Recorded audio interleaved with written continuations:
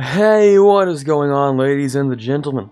My name is Quarbit, your host today for Quarbit Universalis 4, and I hope you're all having a great day being world conquerors. Welcome to the most unnecessary rant about colonization mechanics you'll probably ever hear. Like I said, this will be a rant with a capital R about everything I find wrong about the colonization mechanics. From the smallest things that tick me off to the grand scale that absolutely infuriates me, I'm gonna have a load to talk about today. So pause the video right now, go pop some popcorn, maybe grab a drink, and I'll be right here waiting for you when you get back. Are you good? Comfy in your chair, maybe lying down? I don't actually care as long as you're ready because this is going to be a long rant. Oh god, where do I even start? You know what, let's start at the first few reasons I even decided to make this video. Now, imagine past Quarbit just sitting there making his little Portugal Let's Play trying to do a little bit of cleaning up in the New World. Now, the first thing I noticed is that it's literally impossible to tell your colonies to prepare for war. Now, I'm no colonial governor, but I can assure you that I'd have at least a few complaints if my overlord forces my colony to go to war with the Cusco Empire with absolutely zero warning.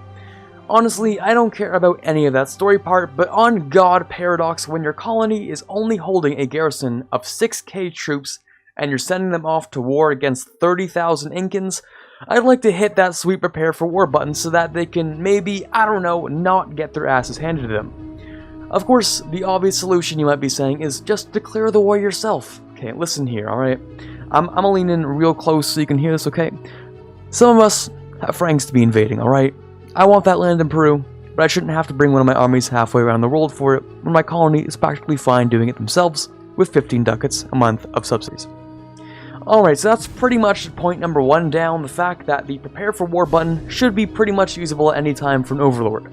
Now, this might even be a problem that could be useful for vassals and marches too, but since vassals and marches can never end up in 1v1 wars, I'd say it's mostly just something to fix for colonies. Next on my list of petty rants is literally just a what the actual fuck. Like, even when typing this, I don't even understand what was going on at the time. Now, let me just show you what's up. So, Brazil hadn't finished off these natives yet. I got the casus belli and handed it to them so I could have them fight independently of me. I head over to the vassal menu to have them start the war, even waited a few days for them to confirm the claim just in case it needed to update. Still unable to do it. Okay, so then I checked maybe they had a truce with them. Nope. Maybe an alliance? Also no. I'm actually just mind-boggled at this one. Like, honestly, the only thing I can think of is maybe that they had no available diplomats to use, but to be frank, I don't think that should be a legitimate reason since it bars the player from doing something that should be completely possible whenever they see fit.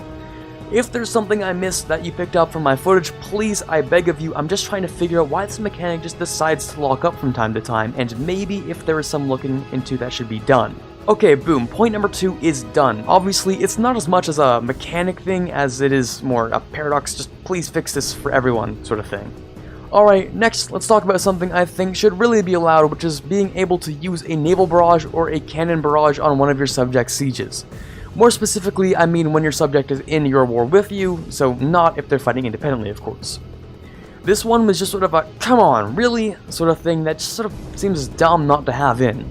I mean, if there's a good balanced reason someone can come up with, I am down to hear it, but currently, it just forces you to speed your way towards the siege before your allies, so that you can hit the barrage button and then leave your 1k there. I mean, I get that it might have something to do with allies and whoever owns the siege gets the land, so you shouldn't be allowed to be so selfless as to help them in their siege or something like that. But when it's your own subject, you can just outright take the ownership of the land yourself whenever you want. This is just dumb.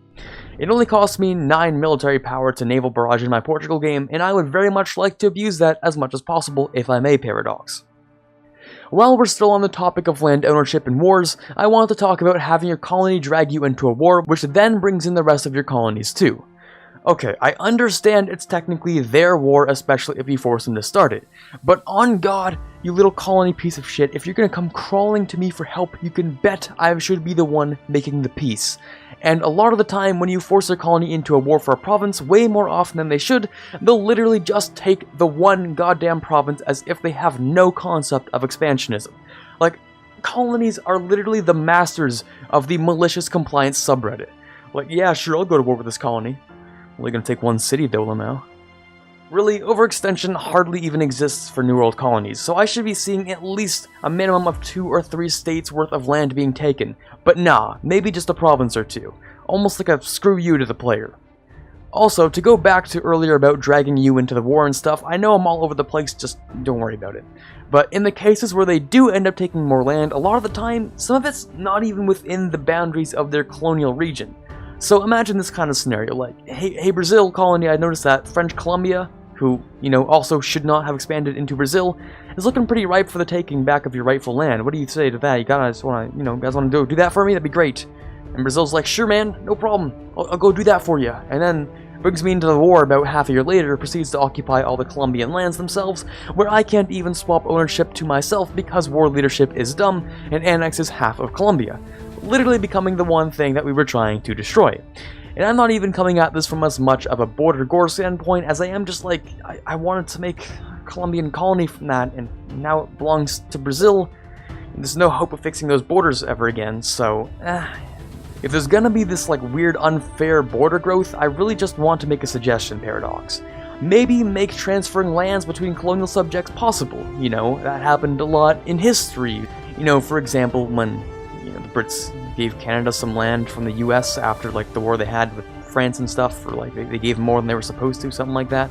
That was a thing that happened in the past. It's kind of really useful, and I was thinking maybe we should have that too. I don't even care if you want to increase liberty desire or maybe decrease opinion, but there are almost definitely times where a lot of us would enjoy a mechanic like that. Something like ask to cede inappropriate territory to colonial nations. I'm asking for essentially direct control over inappropriately colonized areas so that it can be either made into a new colonial nation or automatically transferred to the rightful colonial owner. And while we're on that subject, maybe we could add a little bonus to opinion or decrease in liberty desire for granting a colonial nation more land. Like conquering a good amount of Peru for your colonial nation could make them happier because, you're directly giving them more land. And I mean, outside of the fact that you can, on the first day before it gets automatically transferred, you can just transfer them individually, and that does that, of course. But at the same time, that's also a hassle, so if it gets automatically transferred after a war, it should really improve their opinion, decrease liberty desire for, a little while. I think that would be a great thing to add. And those are really just the small things I wanted to get out of the way first, and here's where the suggestions to colonization really come into play. I have a few ideas, so here's where a real structure comes into the video. What I'm here to talk about for the rest of the video is the development of colonies and their AI when it comes to colonization versus development with their colonists. Let me start off by saying I think that adding the capability for colonists to increase development was both a blessing and a curse in its own unique ways. For one, I think that if you're a colonial European power with 3 colonists or something like that, it's a great thing to be able to invest that into your land once there's nothing left for you to colonize in the world. It adds something for them to do, rather than just swap out the idea group for something more useful, like I personally used to do. I won't get into the debate of whether you should tear down exploration once you don't need it or not, since that could really be its own video in of itself. The curse that comes with the new mechanic, though, is that colonial nations have almost no idea what to do with the power they've just been given. Now, I hate to make any assumptions right off the bat, but from observing colonial nation behavior, I can see that there definitely have been some improvements made in the Spain patch, but also I don't think the colonization versus development behavior was properly implemented. Beforehand, colonizing the Caribbean used to be an absolute chore, since the colonial nation you create in there usually has some weird aversion to island hopping, something that's been improved marginally, I'd say. Of course, it's not perfect, and here's where the suggestions come into play. The AI seems to hit this brick wall where it doesn't really know what to do with its colonists. Obviously, to the player, the land is right there to take, so why not just take it? While the AI might be thinking that's either too much of a hassle to get to and doesn't want to send over the men and boats to get it going, or maybe it just wants to take the easier route and develop its land. I honestly have no idea what the AI is thinking, and I am no game developer, but here's a simple solution in my mind. So have it that if the AI has spare money and land near it that's uncolonized, check if it has a spare colonist and then proceed to use it. If the second condition is not met, then have the AI check the highest chance of development increase in all of its territory, and then use the colonist in that manner. If the problem is not a simple task priority error and it's much deeper than that, something that's sort of like only unique to the Caribbean, then shoot, man, I literally have no idea what to do. The devs can handle it because I don't understand what's going on at all, but I know it's definitely wrong. Next is probably the biggest change in the video that I want to talk about, and that's how development is handled in New World scenarios. I say New World as a general term because the new system I'm about to introduce is applicable to every situation. Before I get into that though, don't forget that if you're enjoying so far, be sure to leave a like, as it is super appreciated and helps sate my constant need for approval, as well as help out the good old algorithm a bit. So imagine you're this Englishman who just landed off the shores of Eastern America and discovered the economic and production basis of a city larger than some German city-states with ready-to-recruit men already there. The system of having predetermined development is the easy way out of a proper system. I get it, it's much easier than dedicating the resources to creating a realistic and dynamic system. It also creates incentive for the player to go for the higher development areas over the ones that are lower development, so kind of gives the player its own bonus in its own weird, unique way, I guess. But you see, this is my video, so let's talk about how we can rework the entire colonization mechanic to be more dynamic, interactive, less of a chore, and create better opportunities in different areas of the New World. Let me just preface by saying that when the Brits stepped foot on the East Coast, they didn't instantly find prosperous cities larger than those of the Iroquois Federation. They found trees, animals, unadvanced native tribes, and opportunities that were carved into what the game assumes is already there from the start. And if we're just gonna assume that some cities are already good as they are, why not just give them even higher development to begin with? I mean, I'm sure at some point after 1444 they were even more prosperous than the 10 development some places start with. Do you see what I'm getting at? It's just kind of ridiculous. Instead, here's what I'm suggesting.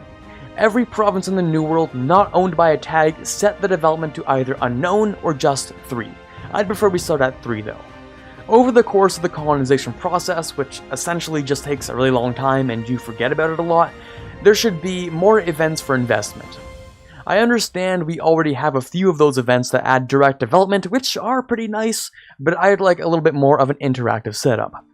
The player could choose to send money and men over to provinces undergoing colonization, of course as a percentage of yearly income or total manpower for obvious balance reasons. This would apply a modifier to the province once completely colonized that makes it cheaper to develop. It could even increase the chance of successful development from using a colonist in the province. If this were the case, I'd suggest having the colonial government form start off with 1 colonist, which for whatever reason it just doesn't. Well, Quarbit, you might be saying, how are they going to have the money to colonize and develop if they only have 5 111 provinces? Well, my rebuttal is, they won't. Is there really something wrong with that though? You think the first few Brits in America had the cash to develop all the stuff they had by themselves? Of course not. They'll just take 2 or so ducats of subsidies from you to get them started. I mean, that's generally what we've been doing in the first place, right? And if you haven't been doing that, you really haven't been doing it right, to be fair. Also, they'll have the capability to develop their own land pretty cheap, with the minus 10% cost of development they get from their traditions, along with the bonuses they should be getting from the events that pop up during development, as well as from the money and manpower that was invested during the colony's creation. I could really go much further into this concept, but that's all the time I have for today since the script is easily over 2,500 words now, and the video would be getting way too long if I continue. So, I hope you enjoyed today's rant that sort of turned into more of a discussion as I kept typing. I love the idea of the New World mechanics and colonization in EU4. Maybe because I live in Canada myself, who really knows. If you liked today's video and want to see more, don't forget to hit that shiny red subscribe button since we're getting closer day by day to 1,000 subs for my birthday in May. Thanks so much for everyone who subbed recently, we're really picking up speed now, and I appreciate it a ton. Don't forget to leave your thoughts down below about today's discussion and share some ideas. This is Quarbit signing off, and as always, have a fantastic day.